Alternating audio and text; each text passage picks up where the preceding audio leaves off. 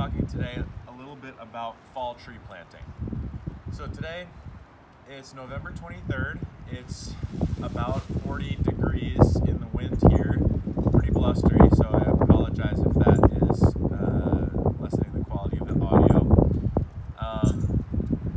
So we're going to plant a tree today. This tree actually is a peach, and it has some leaves still on it, which is sort of rare. There are not many peaches that still have their leaves on them. So this one must have some special something going on in its leaves because it's been through some pretty severe frost and hasn't dropped its leaves yet. So maybe this is a new evergreen peach, who knows, because it's a seedling. So what I wanted to talk today about is why plant trees in the fall. There's really no reason not to, as long as the ground is still not frozen. We have been through some pretty severe frost down to mid-20s, but it's still perfectly fine. Trees are mostly dormant at this time, which is a great time to plant them because you're doing a lot less damage to their root system. It's very much less stressful for them. And the ground is generally very moist at this time of the year, at least in the Northeast. So it's a very low stress time to dig up trees, move them around, and replant them. I'm going to talk a little bit about the roots, and I'll show you them.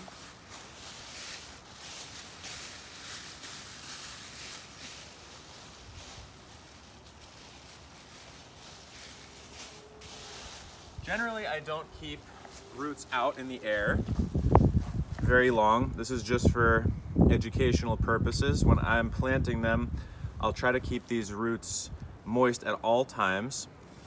You can see this was just 1 year from seed. This is a 1-year-old seedling, and it's got 3 main roots. They're all kind of going in the same direction. That was just because of the pot it was grown in. So I'm going to spread them a little bit. But the main idea is to get these all firmly in the ground, pointed in different directions so that they'll anchor really well, and not have any air pockets. And it's a little bit challenging to see on this exactly what the quote-unquote nursery line is, where to plant it. There's some knobby stuff here that I think has to do with just a peculiarity of how the seedling was grown. That's not a disease or anything like that. It's just that the soil went kind of subdued around the base as it was growing. The soil level lowered, and that's what made some of this weird knobby growth.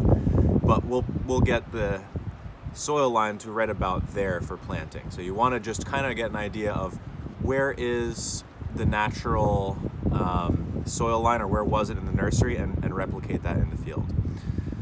So without further ado, I'm going to go dig a hole. The main thing we don't want is to dig a hole and have the roots going back upwards, or just put this whole wad of roots in the ground and then pack it with soil. We want to work with each one of these roots and pack soil around it and help spread them out a little bit in this case, because they're all going in the same direction.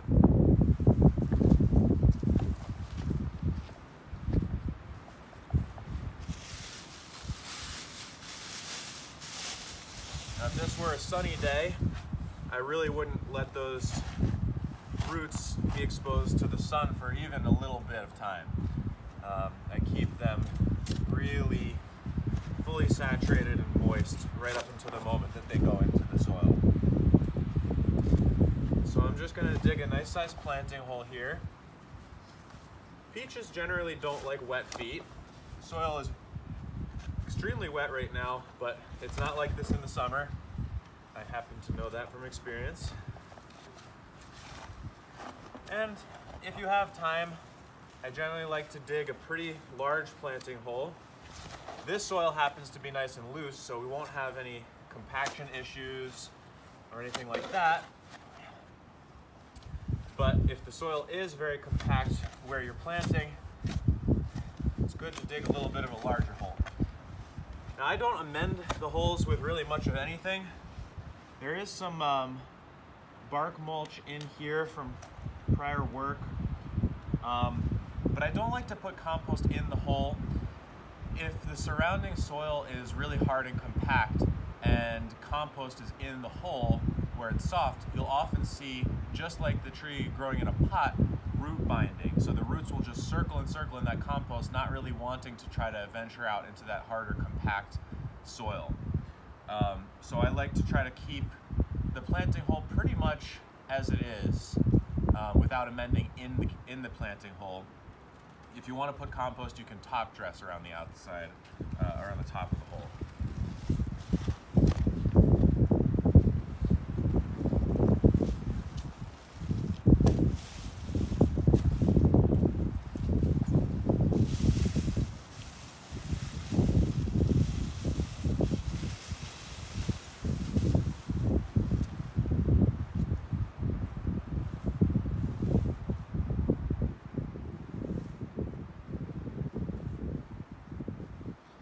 So I'm just bringing these roots out one by one.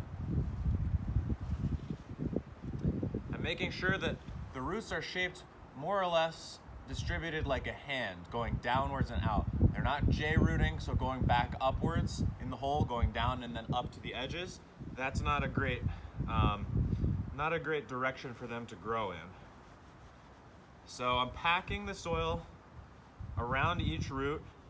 You know, you don't have to jump on it, but you do want them to be surrounded entirely by soil. This root here doesn't quite have enough space that I can keep it straight, so I'm going to dig out a little bit.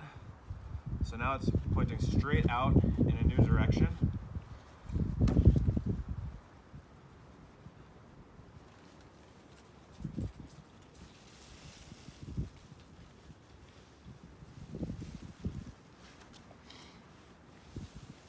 Often if you're surrounded by turf in your planting hole, it's nice to put some kind of plastic sheeting or a tarp or something like that on the turf, so that when you bring the soil up and then put it back down around the tree, you're not losing a bunch of soil in that turf. You can just flip the tarp up and put it back on.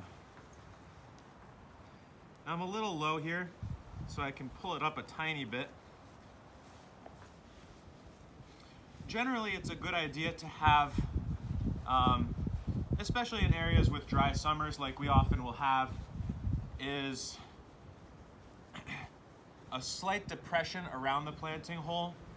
Of course, you wouldn't want to do this in an area if the soil is not well drained, but if the soil is well drained and you have often a drought period in the summer, it's a nice way of getting a little bit of water to soak into that root zone.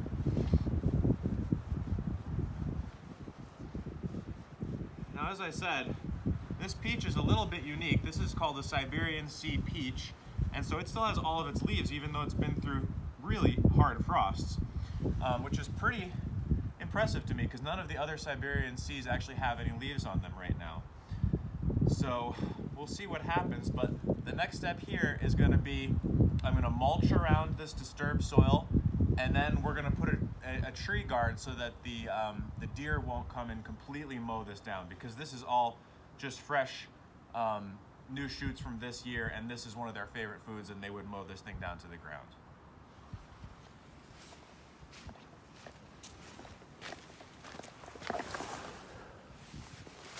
So I just went and found a little bit of mulch. It was just kind of whatever was around. We've got grass clippings, and we've got some pine needles.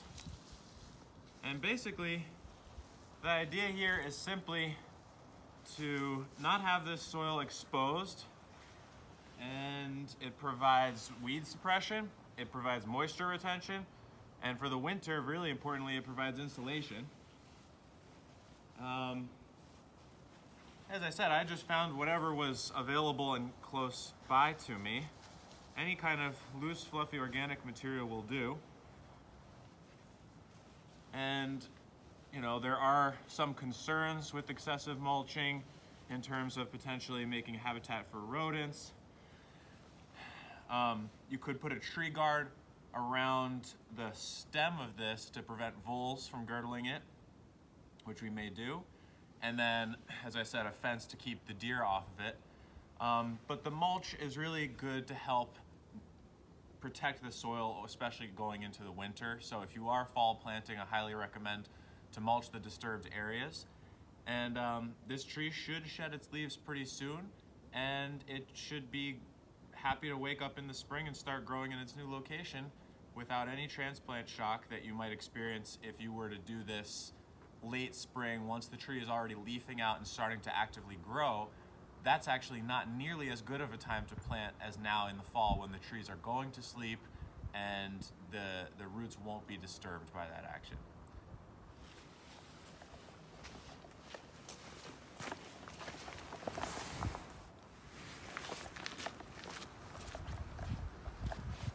So I hope this little instructional video has helped you realize that gardening season isn't necessarily done. You can go out and still get trees and shrubs and any kind of perennials, herbaceous perennial roots, anything like that that would normally be going into senescence or dormancy now, and you can go out and plant them, and you'll have done them a real service by not waiting until the spring, because they'll experience less transplant shock and they'll be ready to go next year. Thanks for watching. Bye.